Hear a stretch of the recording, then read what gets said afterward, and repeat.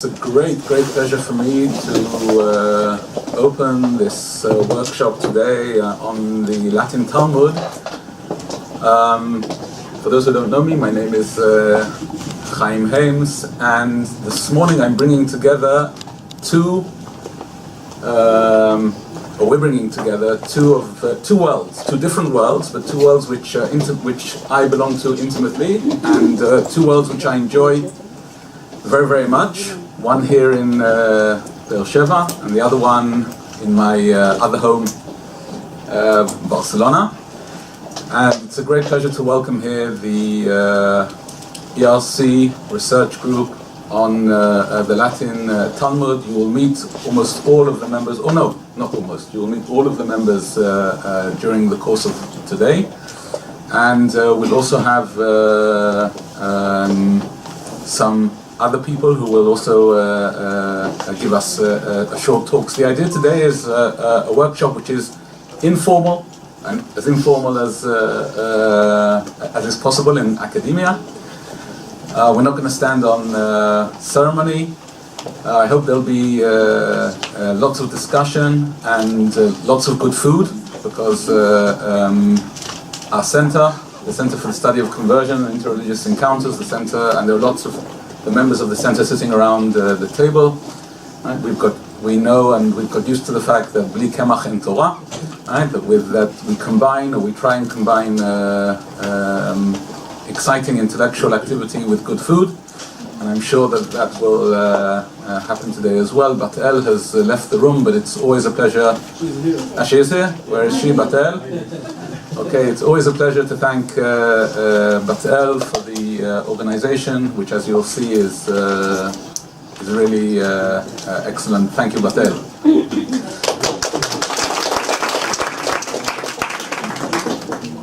So, without further ado, we'll open the proceedings, and it's my pleasure to introduce my friend, colleague, sitting here to my left, Alexander Fidora, who is the head of the Latin Talmud project, the ERC Consolidator project, the Latin Talmud.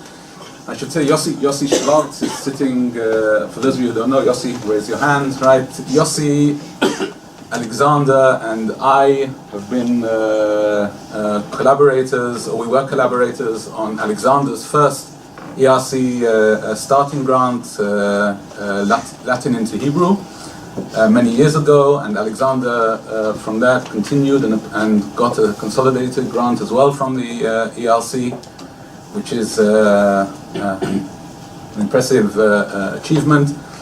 And sadly, we're coming towards the end of it. Alexander is also an ICREA fellow, and for those of you who don't know what ICREA is is the equivalent of the CNRS in France, or the CSIC, the Consejo Superior in Spain, but here we're talking about Catalonia, right? And as you know, Catalonia has been very much in the news lately. Yes, we're unsure at the moment. We can ask the Catalans sitting around the table here whether Catalonia is independent or not. Whether it is or it isn't, it has its own CSIC or CNRS called the ICREA, and Alexander is a senior fellow of the ICREA and is attached to the Universitat Autònoma de Barcelona, the autonomous University of Barcelona, and he is going to talk about the project itself. Perhaps I should say something about your publications, but I'm not going to, because it's just like Alexander's list of publications is very long, and it will take all the time that we have here to list them. So you can look him up on Academia EDU or anywhere else, and you'll find a list of publications. And you're going to introduce us to the project itself. So please, Alexander, do you want to sit down? Okay. So we'll move, and I thank you very much for introducing our workshop, and of course for organizing this session here. This is a joint. You hear me, right? This is a joint workshop, we said, but I feel that the workload has basically been with the Center for the Study of Conversion here in Beersheba. So I want to thank you particularly for giving us, I would say, the opportunity. Louder? It doesn't work, but if not, It did for a minute. There'll be other working. this is the light, but this doesn't help you. Maybe it will help me. The microphone didn't work. Now it works, yeah. So I was just saying that the workload has been with the center, and therefore we are very thankful that you organized this and gave us the opportunity to present here the work that we have been doing over the last 3.5, 4 years.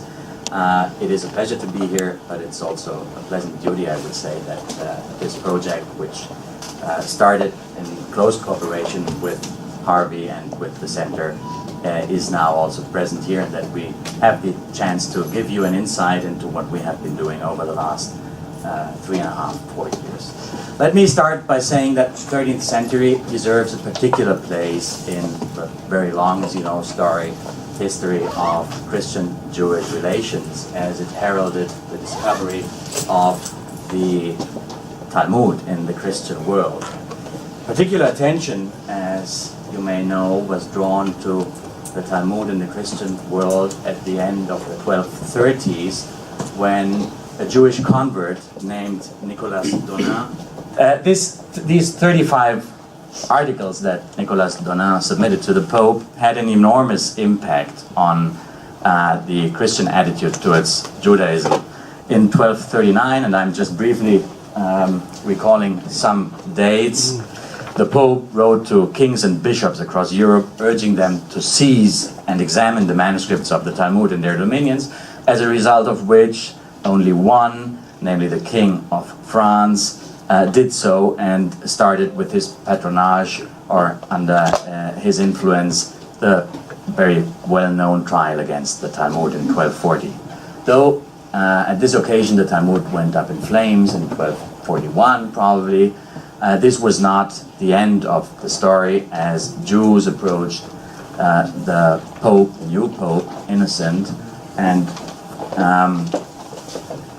urged him to get this decision and the burning and the condemnation of the Talmud revised. It is in this context that the Extracciones de Talmud, which is a collection of 1,000, and we counted them, each and every of them, 1,922 passages extracted from the Babylonian Talmud, were translated into Latin and also this we could establish with precision, I would say, 1245 in Paris. So the Extracciones de Talmud, which are known for centuries now, though nobody has really looked into them with detail, Gévaudan, and some have worked on it, but until now this text has remained basically unstudied. They were translated in 1245 in Paris, and we're speaking about a corpus of 1,922 fragments from the Babylonian Talmud. Over the past 3.5 years, our research team has prepared the first edition of the Extracciones on the basis of the extant manuscripts. The 8 Latin manuscripts, and I underscore Latin, identified so far yield, and this is important, and we'll come across this in the course of the other presentations, they yield 2 versions of the Extracciones de Talmud, of this translation of the Talmud. One version we call the sequential one, the other we call the thematic one. The sequential one is definitely first, so it was translated in prepared in 1245, and it contains the Extracciones, so the extracts or the extractions from the Babylonian Talmud in sequential order. So the translator just went through the different tractates of the Talmud and excerpted, while translating, different passages, putting one after the other. The thematic version, as we call it, is a topical rearrangement thereof. So you have the very same text. This is philologically very interesting and also a challenge. because we have the very same text with only few variations, and we'll learn more about that later, in two versions. One just follows chronologically, roughly speaking, the order of the tractates in the Talmud. The other one takes the very same material with some additions and arranges it under headings. So, for instance, what the Talmud says about Jesus, what he says about the Virgin, and so on. Anti-Christian behavior, a bit in the line of the 35 articles, for those of you who are more familiar with them, that Nicolas Donat put together. Two manuscripts, and I'm giving you a very brief overview. Two manuscripts give only the sequential version of the Extractiones de Talmud, namely the Paris manuscript from the Bibliothèque Nationale, which is for us a very important witness, and also about this you will hear more later, and a second Paris manuscript from the Bibliothèque Mazarine, which is less important, though very convenient for us because it's a direct copy from the former Paris manuscript, a late copy, as you can see, from the 17th century, which is much more readable, of course, but still it's just a copy. 4 manuscripts of these 8 that I mentioned contain only the sequential one. So these ones have both. I think I didn't mention it or didn't say explicitly. They have both versions, the sequential one and the thematic one. 4 give only the sequential version. Some of them are incomplete or just fragments, as you can see. The remaining 2, which are these, offer just the thematic version of the Extractiones. So just the text, or the text that has been arranged according to topics of Christian anti-Jewish controversy. In addition to these 8 manuscripts, 2 manuscripts have a short version of the thematic text, and you'll learn more about that later today in the afternoon, which are these. We don't call it the Extractiones, but it's actually a short version, an abridged version of the thematic version of the Extractiones. One of them, and this is interesting, one of them was owned by Nicolas of Cusa, namely the one preserved today in London. This belonged to the library of Nicolas of Cusa.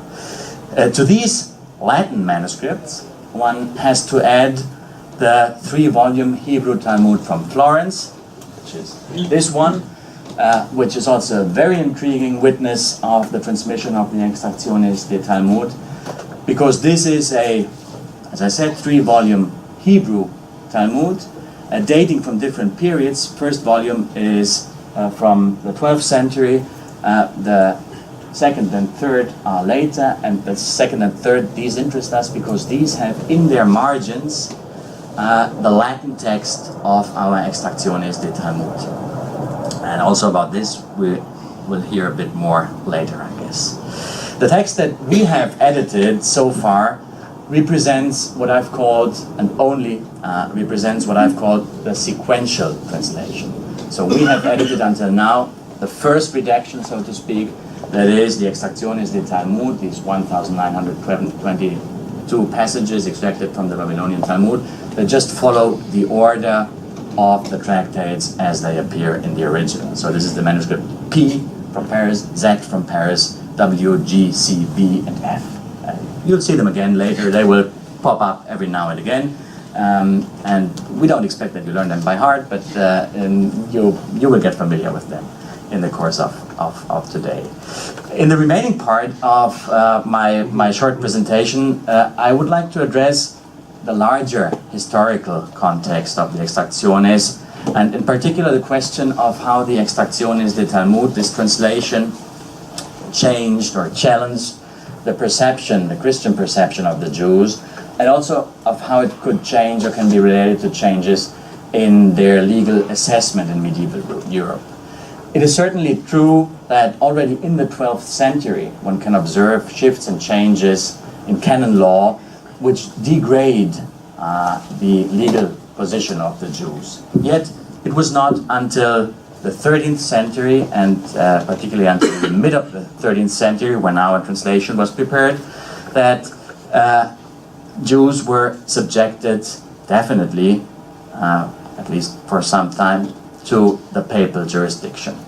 From the times of Augustine, and I'm just giving some very basic input and very short, from the times of Augustine, Jews were considered to be witnesses, as you know, of the Christian truth as transmitted by the Old Testament.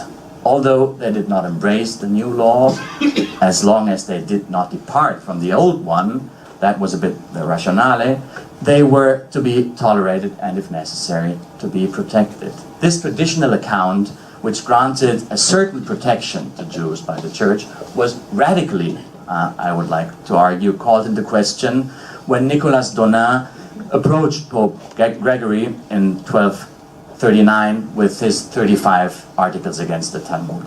The tremendous challenge that the discovery of the Talmud to the Christian world posed is put in a nutshell in Pope Gregory IX's immediate reaction to these 35 articles that Nicolas Donin submitted to him.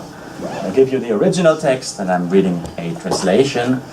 If the things, says the Pope in 1239, so just before the trial and just before the condemnation, before the burning, and before the subsequent translation of the Talmud. If the things that are asserted about the Jews residing in the Kingdom of France and other provinces are true, there would be no adequate or fitting punishment for them, for not content, as we have heard, namely from Nicolas Donin, with the old law, not content with the old law, which the Lord gave in writing through Moses, indeed completely neglecting the same, they maintain that the Lord also proclaimed another law, alia lex in the Latin text, affirmant legem aliam. So they claim a different, another law, which is called Talmud, that is teachings. And they falsely claim that it was passed on orally to Moses.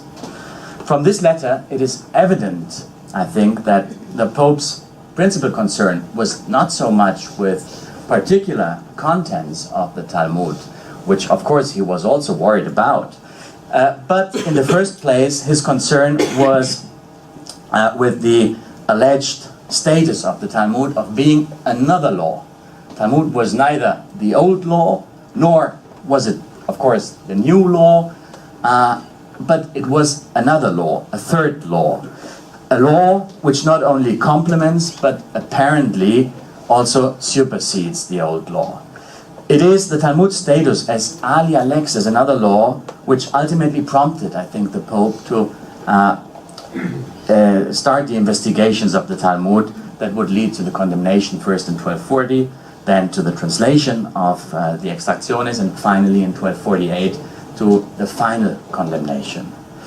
While the reports of the Talmud trial or disputation do not explicitly address this question of an alia lex, of a different law, of the Talmud as a different law, it is very much present in our text, in the Extractiones. Already in the prologue, one finds a programmatic reference to the idea of a twofold law of the Jews, such as the following.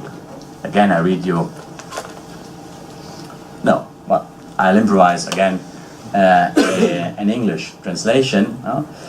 In order to understand the things that are translated here, namely in the Extractiones, the Talmud, to understand them better, one has to know that the Jews say that the Lord gave two laws on Mount Sinai to Moses. One is in written, and the other law is in, over, through the mouth, as is clear from what follows. And what follows, not immediately, but in these translations and the passages in the 1922 are, for instance, passages from Berachot 5a or from Shabbat 31a, which indeed affirm a tradition of a twofold law. The Jews claim, according to this, and according to the compiler or translator of the Extractiones, that they have received two laws through Moses, one in written and another one that was transmitted orally at first. This is indeed a manifest corroboration of the Pope's initial suspicion that there was an alia lex. As a rule, one can say the translation of the Extractiones de Talmud, and we'll see that today during the different papers, but also in the reading session in the afternoon. As a rule, the translations are very faithful. If there is, well, of course there is, when there is, I should rather say, a bias, then this bias comes in through the selection of the material, much more than through the way that the material is, that the different passages are translated. So it is difficult to grasp the intention of the translators and their motivations and their own perception of the text, as the texts really are very faithfully translated. It is the order, the arrangement, which makes the polemic aspect of it. However, the short text, which is the prologue of the Extracciones, gives some hints and allows us to see a bit behind the scenes and to get a taste of what they were really thinking about the Talmud. And so I would like to draw your attention to another passage of this prologue. Also, this passage is taken from the prologue.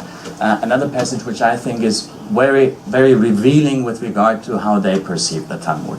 Namely, the following one, which appears in a list, that's also interesting, of Hebrew terms. The prologue explains how the translation was made. The prologue speaks about difficulties in transliteration of Hebrew words, compares it to Old French words. And then the prologue gives a list of roughly, I think, some 20 Hebrew notions, which he says, well, reader, you should know these notions because they recurrently appear in the translations, among which is the term baraita, which, as you know, refers to material that didn't belong initially to the Mishnah and then made its way into the Talmud. And this is a very curious passage, I think. And so I wanted to share this passage with you. As it says, it gives a definition. This list of 20 Hebrew terms always gives a kind of definition, explains what it is, and it says, baraita, that is foreign, that is external, means, or they take it to mean, something which at some point was not in the Talmud, rather in the Mishnah, but which later on, zet postmodum insertum, but which later on was inserted. And now, what is interesting is the addition.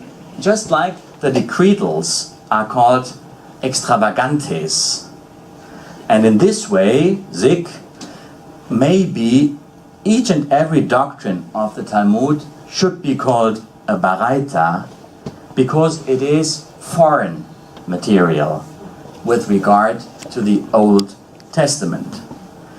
According to the first part of this passage, the first sentence, a baraita is an external teaching that was added in later times to the Talmud. That's what he says.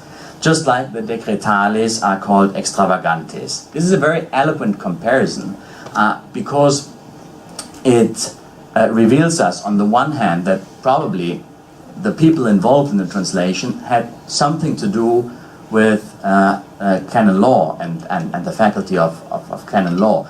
The extravagantes, which are the decretals by Pope Gregory IX, reached the University of Paris in 1234. That means roughly some 10 years before the translation of the Latin Talmud. And the comparison tells you that the people involved, they may have had something to do with the people in canon law, for whom Gregory prescribed the decretals, the extravagantes, which means decretals that were kind of scattered in different contexts. They were foreign, or they were extravagantes. They went externally their own way, and then they were put all together in the decretals. So this comparison does this. It shows you that the person may have been involved in not only in theology, but rather in canon law. And of course, it reaffirms in a almost positive manner the legal status of the Talmud. It tells you, comparing it with the Decretales, which is the most authoritative text in canon law in the Christian world by that time, it reaffirms implicitly the legal status of the Talmud. Not less telling is the second part of the passage, which suggests that each and every Talmudic doctrine, in other words, the whole Talmud, should, maybe, the author adds, Vorsitan, be considered a baraita, since all of it is external to the Old Testament, that is, the Old Law. Again, as I've said, it testifies to the ever-increasing juridification of the Talmud affair. It reflects the close interplay, this passage, between canonistic and theological arguments on the one hand, and the perception of the Jews as renegades of the Old Law. It is all external, that's what it claims. The whole Talmud is external, is foreign to the Old Testament, to the Old Law, in other words. This interplay is of canonistic and theological arguments is further confirmed by the professional adherences of the signatories of the final condemnation. This is also an interesting aspect. In 1248, you have the final sentence, condemnation of the Talmud, promoted by Odo of Châteauroux, in which you find a long list of signatories. So Odo of Châteauroux is the promoter, the papal legate in France is the promoter, and he has all these people signing the condemnation. Among them, very important ones such as Albert the Great.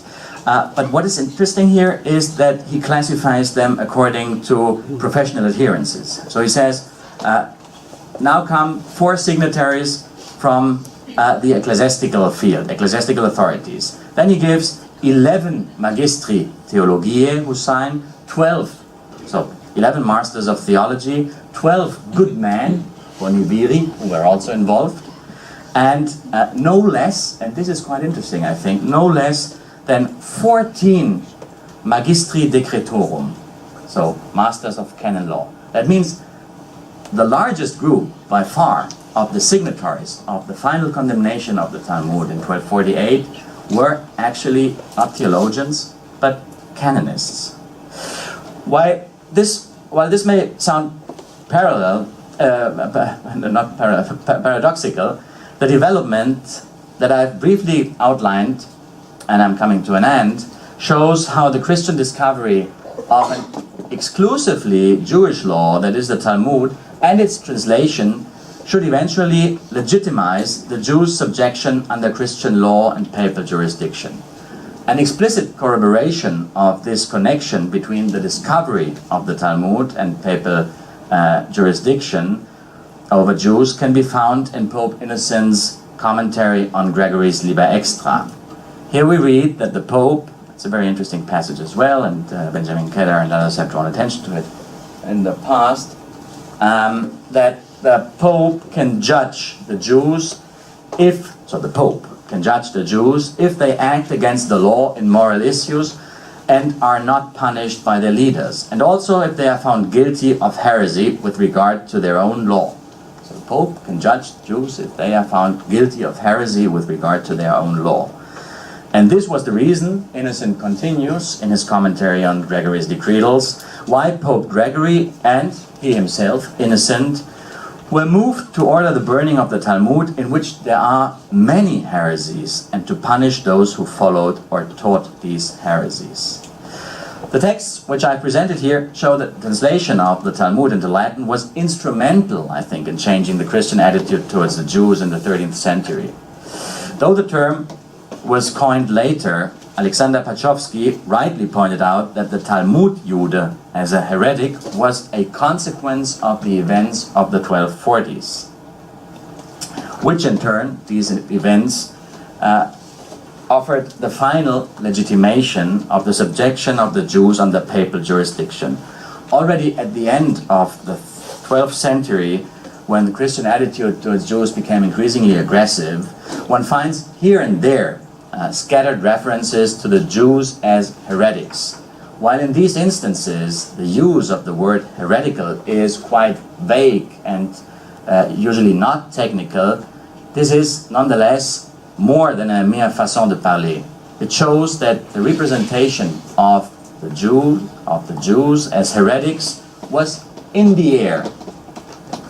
In this light, the Christian discovery of the Talmud and the subsequent translations of this alia lex, of this other law, into Latin, were received by the Church as a most welcome if not a providential occasion, to finally extend ecclesiastical jurisdiction over Jews, along with many other heretics, both, and this is also an interesting parallel that I won't be able to elaborate here, with many other heretics, both academic and religious. And with this, I come to the end of my short introduction, which is a bit longer, I guess, as I planned. But I hope I gave you an overview of some historical context surrounding this controversy. Thank you.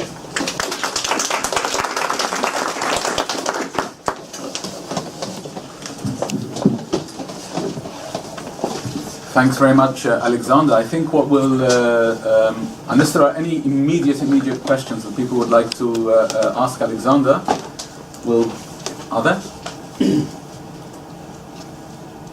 Yes, one. Sorry? There will be, but... Just a remark. Hi. Hi.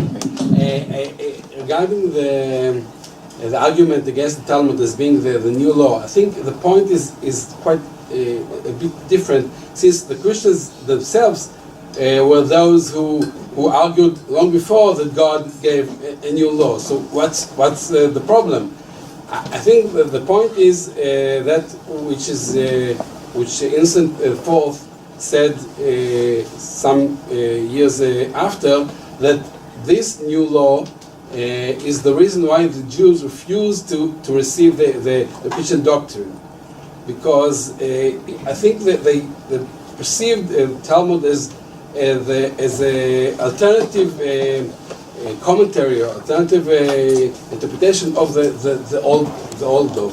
So it's not the fact that it's a new law, but it's a fault new law, not the true new law that the Christian. Yeah, but I think it's. I would say it's compatible with but we can discuss it later. Okay. I don't see. I don't think it's excluding. Okay. Danny, you wanted to ask something? I don't know now or later, but do you see from all this material any sign of the Donins or others' charism involved in here? This is a discussion that has been going on through literature about charism, about proto-charism, in a very general. I mean, it depends on how detailed you look into it. But I think, and we can discuss it in more detail later, I think that Donin, it can be shown that Donin was not working alone. He's not the lonesome gunman, be it Karaite or Proto-Karaite, who comes out of the blue and then just submits these articles. He is already working in a Christian context. Actually, we have been trying to show that his 35 articles on a philological basis, his 35 articles were translated first by him into Old French and by somebody else who worked with him together into Latin.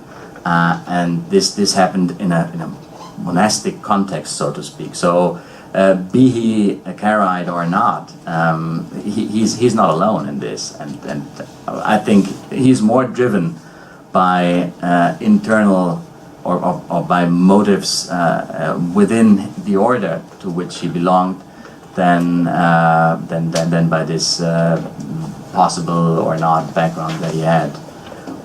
It really depends on how deep you go into it.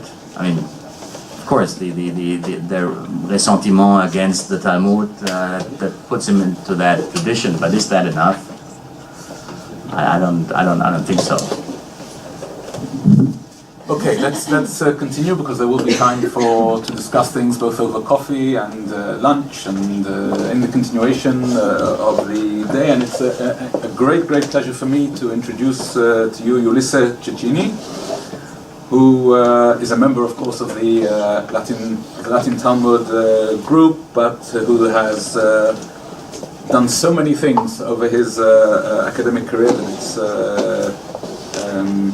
really impressive. He did his PhD thesis in medieval Latin at the University of Erlangen, Nuremberg, on the Latin Quran translations in the 12th and the 13th century on the Iberian Peninsula.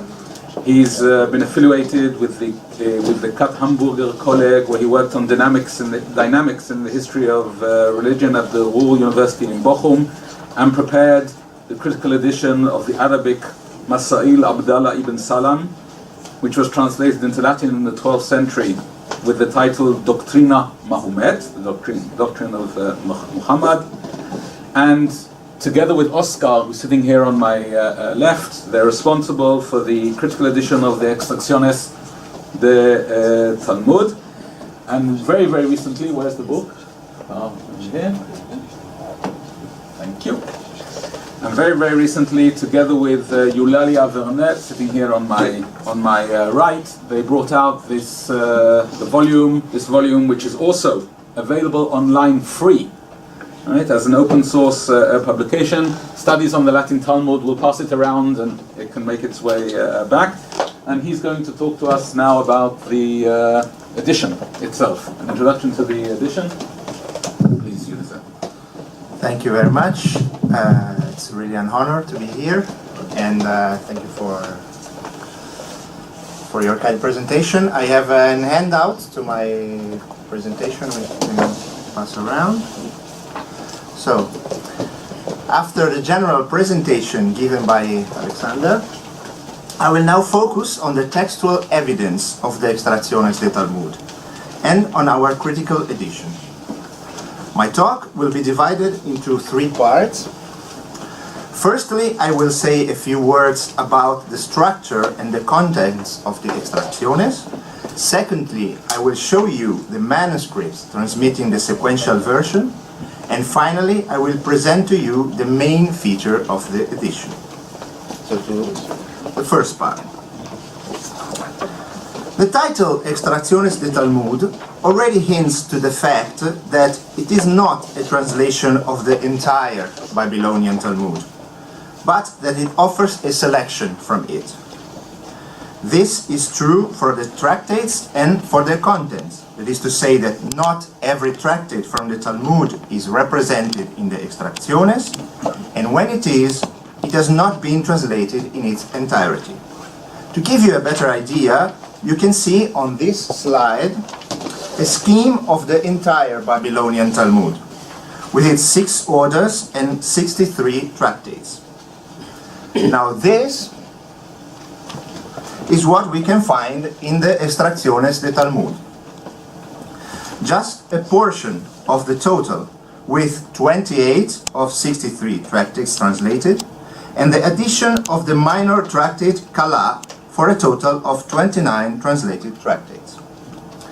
To this, one must add that the translation does not reflect this structure in its entirety. Here, you can see a scheme with the sequence of the tractates and the orders in the Extracciones. So, you can see here the number, the sequential number of the tractates that appear in the Extracciones. First of all, one can see that only 4 of the 6 orders are represented, and the 2 tractates, Berachot and Nida, are part of different orders, namely Berachot of Moed and Nida of Nashim. Moreover, the sequence of the orders is different. In the Extracciones, Moed is followed by Nezikim, which bears the name of Yisuot, also attested elsewhere for this order, to which follow Nashim and Kodashim, while the standard order of the modern edition is Moed, Nashim, Nezikim, Kodashim. The order of the tractates inside the Sedarim is also different from the one of the Vilna Talmud. One can see it very well in the Seder Nashim. It begins with Kala, then comes Nida, then Nedarim, Nazir, a portion of Sotah, then Yevamot, Kiddushim, Ketuvot, and then Gittin. The tractate Gittin contains in a gloss a quotation from the tractate Megillah. This is why it is listed here with an asterisk. It is not present as an independent tractate, but only inside this gloss. After having seen which orders and tractates are present and in which order, let's now see what the extractiones took from the tractates. There are passages extrapolated from the tractates and put one after another without any contextualization. The most that we can find in the manuscripts to make ourselves an idea of the content of a passage is a marginal note, which is sometimes present at the beginning of a passage and classifies it.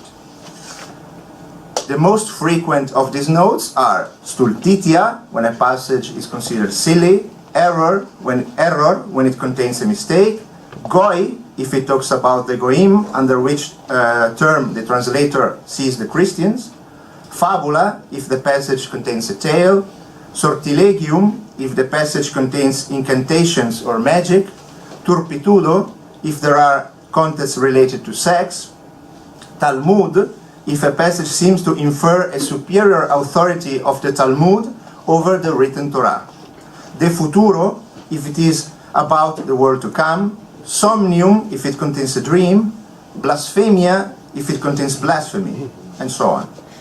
Normally, the sequence of the extractiones follows their disposition on the Talmud page, but this is not always the case. Sometimes the order is inverted or simply changes. More often than not, the passages do not cover the entire Talmud page. To give you an idea, I choose the page 12b from the tractate Shabbat.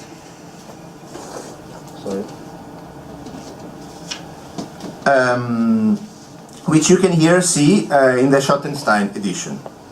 Now I put at its side the page of one manuscript, the Paris manuscript B&F Latin 16,558, containing the extractiones from this Talmud page.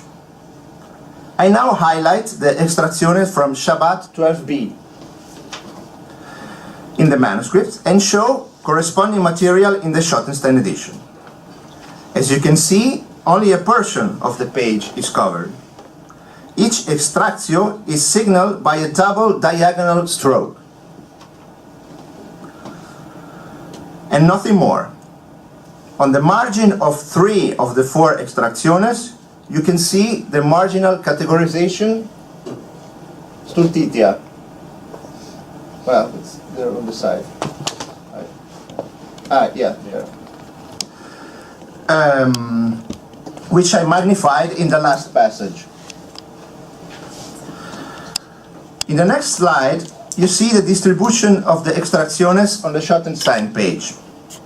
While looking at the manuscript page, I would like you to notice that some portion of the text are underlined. These are glosses to the text. They may come from Jewish exegetical works, mostly Rashi, or be explanation of the translator.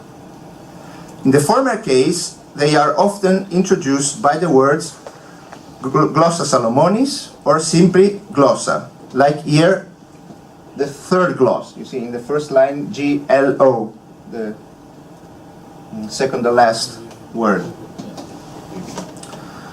Before having a look on how we organized all this information on our edition page, which you have on the handout, I would like to present you briefly the manuscript tradition of this sequential version. I will leave it myself to list the manuscripts and show you their layout. My colleague Oscar de la Cruz will go into more detail about their composition and their relation with each other after the break. So, to the manuscripts. As you can see, we have 8 manuscripts transmitting the sequential version of the Extractiones de Talmud, dating from the 13th to the 17th century. There is no manuscript which transmits the whole of the Extractiones. On the one hand, many manuscripts have suffered material loss of folios, such as G.W., which only has 2 folios, the F manuscripts, and B, which is an incomplete copy. On the other hand, the Extractiones have gone through different editorial processes. which implied textual revisions and elimination of translated passages for a subsequent redaction. This means that manuscripts such as P and Z, which are materially complete, do not include all translated passages because they excluded them from the copying process. Other manuscripts, such as the manuscript B and F 8 and 9, are sometimes the only witness of a passage, which evidently belonged to an older stage before such passages were excluded. For all these reasons, no manuscrit de base could be chosen for the edition. As far as the layout is concerned, all the manuscripts have a layout similar to that of the manuscript P, which I already shown you. That is, they put one extractio after the other, as you can see in the following slides. So if you have the Paris manuscript, it looks like that. This is the manuscript from the Paris Bibliothèque Mazarin from the 17th century. This is the manuscript from Carpentras, manuscript C. This is the manuscript from Girona. This is the Berlin manuscript. You can see there are also erudite annotations on the margin with Hebrew words. And this is the Wrocław manuscript with only 2 volumes. The Florence manuscripts, as Alexander already told us, represent a particular case, as they are Talmudic manuscripts which contain Latin translation of the selected passages on their margin, as you can see in the following slide. This is the Florence manuscript. As we said, the Florence manuscripts contain translation otherwise lost. However, the only tractates extant in these manuscripts are the 3 Babot, Sanhedrin, and Avodah Zarah. Now to the edition. Let's now come to the last part and see how we organize the material from the manuscript on the edition page. And as an example, we take the same page from Shabbat 12b we have seen before. Here again in the manuscript B and in the Schottenstein edition with the 4 passages from Shabbat 12b highlighted. The edition of these extracciones, which you have as handout, is the following. On the top, you have the localization of order and tractate. On the left, you have the identification of each passage. The number in square brackets is a continuous number which identifies every passage, from 1 to 1922. These numbers will always be in sequence from the lower to the higher. The number in round brackets represent the position of the passage on the Talmud page. Should the Latin translation not respect the order of the Vilna page, these numbers will not be in ascending order. As you can see, the identification column also identifies quotation from the Mishnah. Mishnah passages, as you can see here, are written in small capitals. Glosses, the underlined text from the manuscript, are written in a smaller font. Each biblical quotation is identified. These are glosses, biblical quotations. Most quotation follows Jerome's Vulgata, but for many of them a new literal translation was made, which permits to appreciate better the Talmudic argumentation. In the latter case, which we can see in the second, in the latter case, we accompany the identification with the words secundum Hebreum. These words are often explicitly put in the text by the translator, as the words litera nostra sometimes are put by him next to a translation from the Vulgata. At the bottom of the page, you can see the apparatuses of the edition. Apart from the critical apparatus in the lowest position, you can appreciate an apparatus traditio textus, which explains which manuscripts transmit each passage. The following apparatus, marginalium, contains the marginal categorization of the extractiones, stultitia, blasphemy, and so on, and other marginal annotation from the manuscript tradition. A further apparatus is sometimes present, the apparatus fontium. It displays the internal references to other parts of the Talmud, as well as external references, both signaled in the glosses or identified by us. The edition is completed by a series of indexes. The first index orders the passages according to the Vilna edition of the Talmud. It's a concordance. So while in the edition you will find the number in square brackets in a continuous order and the folio identification in a discontinuous one, in this index the opposite is the case. This will help the reader to find specific passages starting from the consultation of the Middle Talmud. So I want to look for Sotah 13b, and then I can see which number it is. The next index locates Mishnah quotations. The quotations which are not in bold are quotations inside the Gemara, while the ones in bold are translation of Mishnah sections of the Talmud. Then we have an index of biblical quotations and an index of marginal classification of the passages. Here, for example, all the passages which are marked as error. An index of rabbi's name by Eulalia Vernet with localization, identification with a specific Talmudic rabbi, and orthographical transcription variants is the following one. Here, for example, name Eleazar, and then you can see the attribution, the orthographical variants, and the passages in which we can find it. Two indexes of foreign words in the translation follow. One of the Hebrew words, these are, for example, with the letter B, and one of the French words. So, apart from the Latin words, you can find inserted in the text both transcription of Hebrew words or explanation in French. Here, the words are identified in their respective language, translated and localized. The edition is concluded by an appendix glossarum by Federico Dalbo, which classifies all the glosses, be they from Rashi or the translator. In the case of Rashi, with more subcategories. For example, if we still have the gloss, or if it lost for us, or if we have it but commenting on another passage.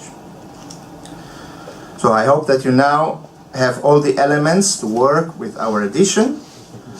I did not make any remark on the translation itself because for that we have a dedicated reading session in the afternoon, and if there is some time after Sanhedrin 43a, which is the one you have on your dossier, we can have a look at these passages. If anyone is curious, I left in your handout the text of these passages from the Munich Talmud, so that you can have the pleasure to compare the texts.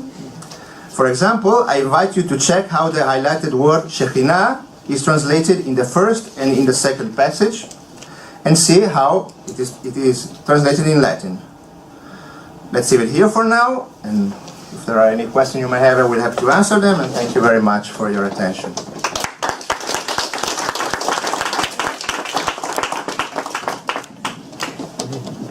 Any questions at this stage? Thank you, Ulisse, for making the edition. And I have to say, I've been following the work on the edition as it has been progressing, and the amount of thought that went into how to make this material available in a way that will be useful to the readers. An incredible amount of thought went into this, and I think the result is great, even if Brepols have messed it up a little, right? Yeah. But still, we are more than confident, or we are sure that it will come out at the end of the year, at the end of this year, by Brepols, published by Brepols.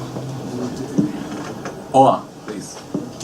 Just a small question. You give up completely trying to create a stemma codicum or... No. As I said, I only showed the manuscript But my colleague Oscar de la Cruz will show the relation between them with the Stemma Codicum, with the history of the different redaction stages. This was just a taste of the amazing content that still will come. If there are no other questions for now, we'll have a coffee break and we'll give us an opportunity to get to know each other, those who haven't yet been introduced or met each other. This is a good time to do that. Dov. Just to Alexander Fidora, when we are supposed to ask and to be a little bit nudniking, to criticize, or now? If you want, go ahead. No, it's not that. Thank you very much. I am almost an ignoramus in this field, but looking at the slides, it's I had the impression of two things. First, I will go a little bit with Ali's comment, that is, there is a kind of difficulty how to disqualify the Talmud, and using terms like lex nova or doctrina, or even comparing to the cretals or the extravagant laws. Are those